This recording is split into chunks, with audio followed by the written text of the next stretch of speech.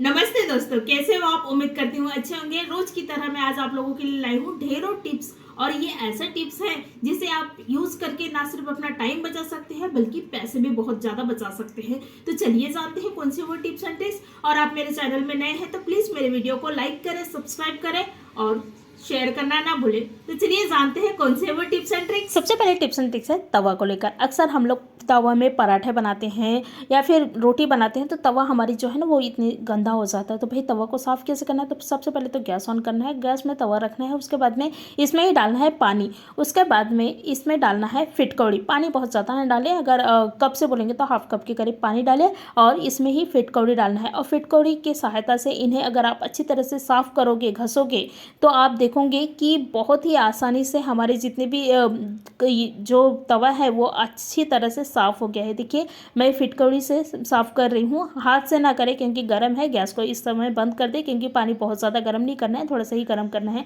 और जैसे जैसे आप घसोगे इसमें से जितनी भी गंदगी है वो पूरी तरह से साफ़ हो जाएगी। तो मैंने इन्हें अच्छी तरह से घस ली हूँ। तो आप देख रहे हैं मेरी तवा जो है कितनी अच्छी तरह से साफ़ हो गया है। इन्हें ब्रश की सहायता से आप अच्छी तरह से घस ले या फिर स्क्रैपर से घस ले, बहुत ही आसानी से और बहुत अच्छी तरह से साफ़ हो जाती है फिटकौड़ी से। तो आप देख रहे हैं मेरी जो तवा है कितनी अच्छी तरह से चमक गया है, बिल्कुल साफ़ हो गया है, नए के नए जैसे हो गया है। नेक्स्ट हमारे टिप्स एंड ट्रिक्स है, इस तरह से मिक्सी हमारे गंदे रहते हैं, मतलब रहते ही हैं और हो भी जाते हैं। भाई हफ्ते में एक बार तो इन्हें साफ़ करना ज़रूरी है। अब पानी से तो साफ़ नहीं कर सकते ना इसको क्योंकि ये इलेक्ट्रिक का है। तो आप क्या कर सकते हैं, शैम्पू से इन्हें सिर्फ और सिर्फ साफ़ करना है, बाकी कुछ नहीं करना है। तो हम लोग क्या करेंगे, शैम्पू को डाल देंगे। आप जो भी शैम्पू इस्तेमाल करते हैं तो वो शैम्पू को क्या करें, डाल दें। तो मैंने शैम्पू को जो है वो डाल दी हूँ और देखिए इस तरह से। उसके बाद में शैम्पू को ना पूरे जो मिक्सर है आपके पास में, इस तरह से मिक्सर है या फिर गोल वाले मिक्सर में भी ये काम करता है। तो गोल वाले मिक्सर है तो आप उससे को साफ़ करें। मेरे पास इस तरह से मिक्सर है इसलिए मैंने इसे इस तरह से मिक्सर को साफ़ कर रही हूँ। तो ये क्या करना है, ये पूरे जो शैम्पू है वो लगा लेना है, लगा कर कम से कम 2 मिनट रखना है। उसके बाद में आप हल्का गीला कपड़ों में इनको पोंछोगे तो जैसे जैसे आप पोंछोगे वैसे वैसे इसकी पूरी गंदगी जो है वो साफ़ हो जाएगी, पूरी अच्छी तरह से क्लीन हो जाएगा। तो मैंने अच्छी तरह से क्या कर ली हूँ, गीला कपड़े में पोंछ ली हूँ। जैसे जैसे मैं पोंछ रही हूँ वैसे वैसे आप देख रहे हैं कितनी अच्छी तरह से मेरी मिक्सी जो है वो चमकने लग रही है, मतलब लग गई है। बहुत ही आसान तरीका है शैम्पू से साफ़ करने का। आप चाहे तो कोलगेट रहता है ना, तो कोलगेट से भी साफ़ कर सकते हैं, उससे भी बहुत अच्छी तरह से क्लीन होती है। तो मैंने शैम्पू से इन्हें अच्छी तरह से साफ़ कर ली हूँ। आप देख रहे हैं कितनी अच्छी तरह से मेरी जो मिक्सर है वो एकदम क्लीन हो गया है, बिल्कुल सफ़ेद की सफ़ेद जैसा हो गया है। तो इस तरह से आप क्या करें, मिक्सी को साफ़ ज़रूर कर ले।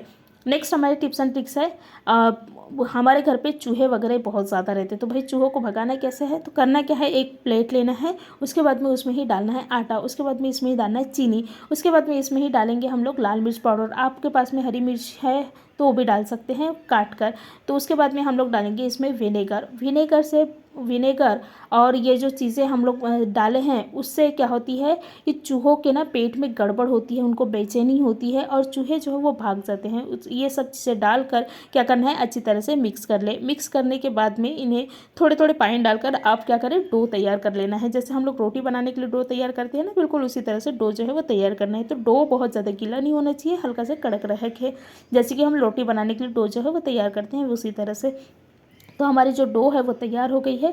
उसके बाद में हम लोग क्या करेंगे, इनके ना छोटे छोटे लोइयाँ बना लेंगे और ये लोइयों को क्या करें, उन जगहों में रखें जहाँ आपको लगता है कि हमारे जो चूहे हैं वो बहुत ज़्यादा आते हैं। तो वहाँ पर ये गोलियों को रखोगे तो इसे खाकर चूहे क्या करेंगे, पूरी तरह से मतलब उनके पेट में बेचैनी सी होगी, हलचल होगी और चूहे ना बिल्कुल आना पसंद भी नहीं करेंगे। तो इन्हें उन जगहों में रख दे जहाँ चूहे जो है वो ज़्यादा आते हैं, जैसे गैस के नीचे, गैस के पीछे और खिड़कियों से चूहे वो जो है वो ज़्यादा आते हैं। उसके बाद में खाने पीने की चीज़ों में रख दे, क्योंकि खाने पीने की चीज़ें में या फिर सब्जियों में यहाँ पर भी चूहे जो है वो ज़्यादा आते हैं, तो यहाँ पर रख दे, तो इससे चूहे तो टोटली भाग जाएंगे।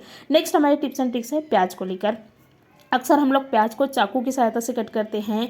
आप चाहे तो मतलब कि आप चाहे तो पाउसी वगैरह की भी इस सहायता से कट करते हैं। तो ये नॉर्मल बात है कि चाकू से कट करना या फिर पाउसी से वगैरह कट करना, लेकिन आप ये जो प्याज है इनको ना आप क्या कर सकते हैं, जो पीलर रहता है ना जिससे हम आलू छीलते हैं, तो आप उससे भी प्याज को जो है वो कट कर सकते हैं। तो मैंने पहले आपको चाकू से कट करके बताई हूँ। उसके बाद में इनके छिलके वगैरह निकाल लेंगे। उसके बाद में एक पीलर रहता है ना जिसे हम आलू छीलते हैं, तो आप उससे भी क्या कर सकते हैं, कट कर सकते हैं।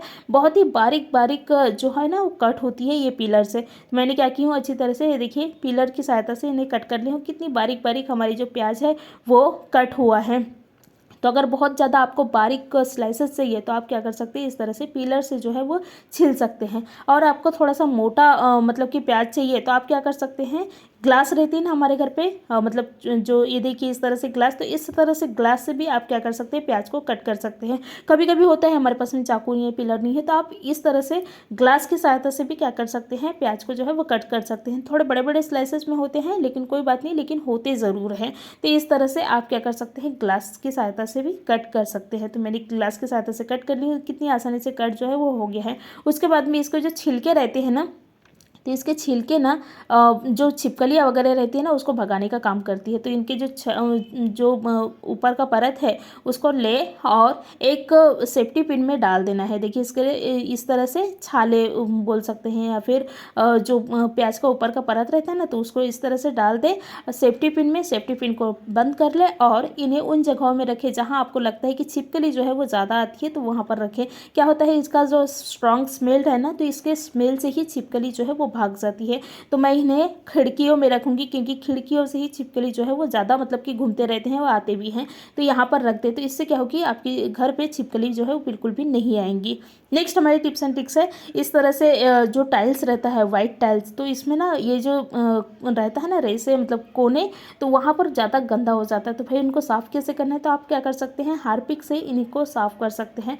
तो क्या करना है, हार्पिक को डाल देना है। देखिए इस तरह से जो जितने भी रेसेस वगैरह हैं वहाँ पर डाल दे। उसके बाद में क्या करना है, इसको ना ब्रश की सहायता से आप साफ़ कर ले, तो बहुत ही आसानी से इसकी जो जितने भी रेसे हैं और जहाँ पर भी दाग वगैरह है ना, तो आप हार्पिक से जो है वो क्लीन कर सकते हैं। क्योंकि हार्पिक क्या करता है, क्लीनिंग का काम बहुत अच्छी तरह से करती है। जैसे कि टॉयलेट वगैरह साफ़ करने का काम बहुत अच्छी तरह से हार्पिक करती है। तो बिल्कुल उसी तरह से टाइल्स के भी जितने भी दाग धब्बे और जितने भी ये रहता है ना दाग वगैरह, तो वो आसानी से साफ़ करने का काम जो है वो करती है हार्पिक। तो मैंने अच्छी तरह से ब्रश की सहायता से घस ली हूँ। देखिए इस तरह से घस लेना है। इस जैसे जैसे आप घसोगे वैसे वैसे इसकी जो गंदगी है वो बाहर आती जाएगी और आपकी जो टाइल्स है वो एकदम क्लीन हो जाएगी। मैंने ब्रश की सहायता से क्या करनी हूँ, अच्छी तरह से इन्हें घस ली हूँ। उसके बाद में क्या करना है, आप जहाँ पर भी मतलब दाग वगैरह बच्चे लगा देते हैं कहीं पर भी दाग, तो आप क्या कर सकते हैं, हार्पिक से जो है वो साफ़ कर सकते हैं। और जो सिलेंडर के नीचे का जो पोर्शन रहता है ना, वो भी काफ़ी दाग रहता है, तो आप उसमें भी हार्पिक लगाकर इस तरह से घसोगे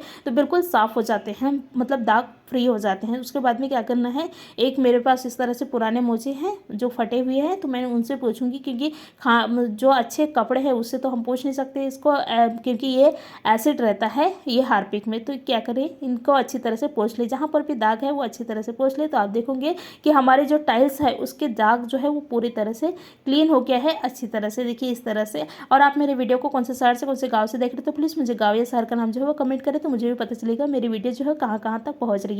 धन्यवाद।